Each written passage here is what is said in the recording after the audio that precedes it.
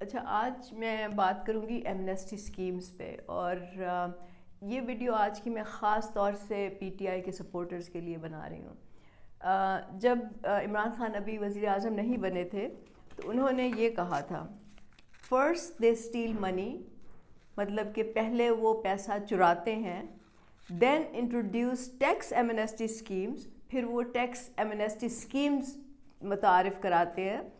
Such schemes are created to benefit the corrupt, اور یہ جو اسکیمز ہیں یہ کرپٹ لوگوں کے فائدے کے لیے بنتی ہیں۔ Only corrupt elements become the ultimate beneficiaries, کہ اس کا آخر کار فائدہ جو ہے وہ کرپٹ لوگوں کو ہی ہوتا ہے یا کرپٹ عناصر کو ہوتا ہے۔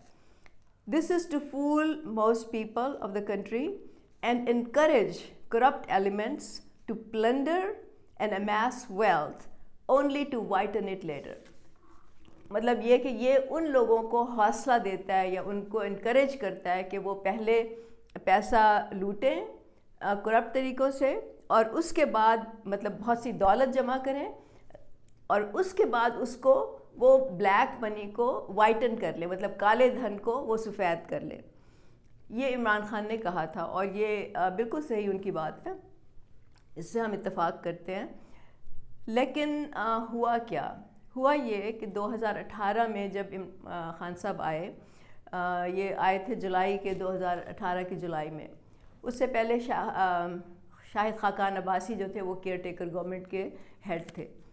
انہوں نے ایک ایمنسٹی اسکیم متعارف کرائی تھی، اور خان صاحب نے آتے ہی جو پہلی ان کی ایمنسٹی اسکیم تھی وہ انہوں نے مئی 2019 میں، مطلب یہ ایک سال بھی نہیں ہوا تھا، انہوں نے متعارف کرائی۔ اور یہ دونوں جو گورنمنٹس تھیں، پی ٹی آئی کی بھی اور مسلم لیگ نون کی بھی، یہ دونوں اس کے حق میں تھیں۔ ایمنسٹی اسکیم کیا ہوتی ہے؟ اس کا مطلب یہ ہے کہ اگر آپ نے غیر قانونی طریقے سے بہت سارا پیسہ کمایا ہے، بہت دولت ہے آپ کے پاس، تو آپ کو حکومت جو ہے وہ کہتی ہے کہ ہم نے ایمنسٹی اسکیم بنائی ہے، آپ اس پہ تھوڑا سا ٹیکس دے دیں، 4% دے دیں، 5% دے دیں، 1% دے دیں، جتنا مطلب وہ تعین کرتے ہیں، لیکن بہت کم ہوتا ہے، تو آپ یہ سارا جو پیسہ ہے یہ آپ سفید کر لیں گے، آپ سے کوئی پوچھ گچھ نہیں ہوگی، آپ سے کوئی اکاؤنٹیبلٹی نہیں ہوگی، کوئی منی ٹریل نہیں مانگی جائے گی آپ سے، اور آپ اس کو اس جگہ انویسٹ کر لیں یا اس جگہ، اس کے لیے حکومت جو ہے وہ کچھ متعین کرتی ہے کہ اگر آپ اس طرح سے اس کو انویسٹ کریں گے تو آپ اس پیسے کو سفید پیسہ کر سکتے ہیں، مطلب وہ آپ قانونی ہو جائے گا۔ یہ ایمنسٹی اسکیمز ہوتی ہیں۔ اب عمران خان صاحب نے جو کہا تھا اس کے بالکل اپوزٹ کیا، نہ صرف 2019 میں بلکہ مئی 2019 میں تھا، پھر اپریل 2020 میں انہوں نے ایک اور اسکیم متعارف کرائی، اور پھر مارچ 2022 میں ان کے جانے سے فوراً پہلے انہوں نے ایک اور اسکیم جو تھی وہ اپروو کی۔ اچھا، جو اپریل 2020 میں کی تھی وہ انہوں نے کنسٹرکشن انڈسٹری کے لیے کی تھی، مطلب جو لوگ کنسٹرکشن انڈسٹری میں انوالو ہیں ان کے لیے تھا کہ اگر آپ اس میں پیسہ ڈالیں گے تو آپ کو ٹیکس بس تھوڑا سا ہی دینا پڑے گا، میرا خیال ہے کہ 4 یا 5% تھا، مجھے ایگزیکٹلی یاد نہیں ہے۔ اس سے کیا ہوا؟ اچھا، کنسٹرکشن انڈسٹری کیا ہوتی ہے؟ بیسیکلی ریئل اسٹیٹ ہے، آپ ریئل اسٹیٹ خریدتے ہیں، اس پہ آپ بلڈنگز بناتے ہیں، اس میں سیمنٹ مافیا آ جاتا ہے، اس میں بڑے بڑے ڈیولپرز آ جاتے ہیں، اس میں بڑے بڑے مافیا کے لوگ آ جاتے ہیں۔ ابھی جو سینٹارس کا مسئلہ ہوا تھا اس میں بھی تو یہی الزام ہے نا کہ وہ انہوں نے بنائی ہوئی تھی اور وہ غلط مطلب قبضہ کیا ہوا تھا انہوں نے، جو بھی اس کا اللیگل پروسیس تھا۔ تو اس کا نتیجہ کیا ہوا؟ جب ریئل اسٹیٹ کے لیے انہوں نے یہ ایمنسٹی اسکیم دی تو ریئل اسٹیٹ کی جو ویلیو تھی وہ 100% اور 100% سے 150% تک بڑھ گئی، مطلب زیادہ ہو گئی۔ اور خان صاحب نے اور بہت سے لوگوں نے کہا کہ جی یہ تو اکانومی کے لیے بہت اچھا انڈیکس ہے، کیونکہ ہماری تو زمین کی پرائسز جو ہیں وہ اتنی زیادہ ہو گئی ہیں۔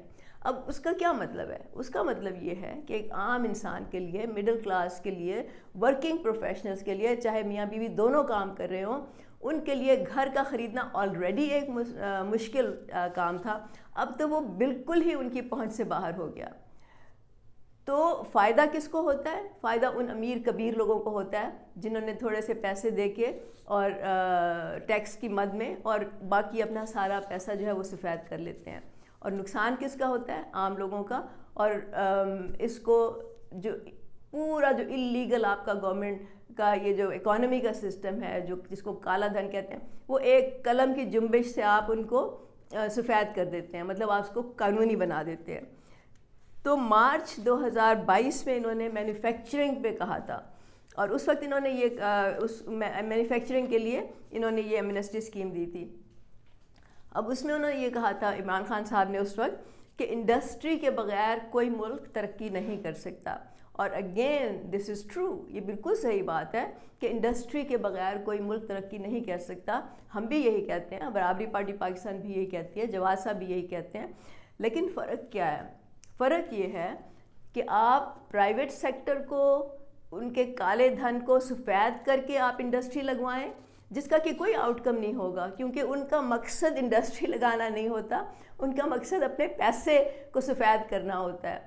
تو برابری پارٹی یہ کہتی ہے کہ انڈسٹری لگانے کے لیے ریاست کو خود قدم اٹھانا ہوگا، ریاست کو اس میں انٹر ہونا ہوگا، ریاست کو خود انڈسٹری لگانی ہوگی. اور یہ بالکل بات غلط ہے کہ ریاست جو ہے وہ نہیں کر سکتی، بالکل کر سکتی ہے، اس کی مثالیں موجود ہیں.